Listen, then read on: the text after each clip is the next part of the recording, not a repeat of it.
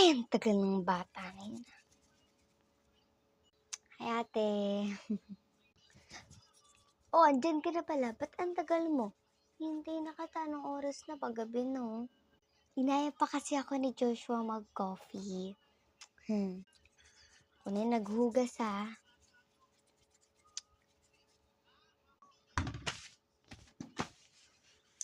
Oh, kumain ka na dun. Sugpa ako, ate. Alam mo naman, kumain kami ni Joshua at saka uminom kami ng coffee. Diyos ko, siguraduhin mo di ka sasaktan ng Joshua na yun, ha? Sinasabi ko talaga sa'yo. Masasaktan ka na naman yan. Ate, huwag kang overprotective sa akin. Mahal ako ni Joshua. Alam ko yun. Malay ba natin kung hindi ka lulukohin yan? Ate, mabait si Joshua. Ay, masama talaga ako tugkot mo sa lalaki niyan.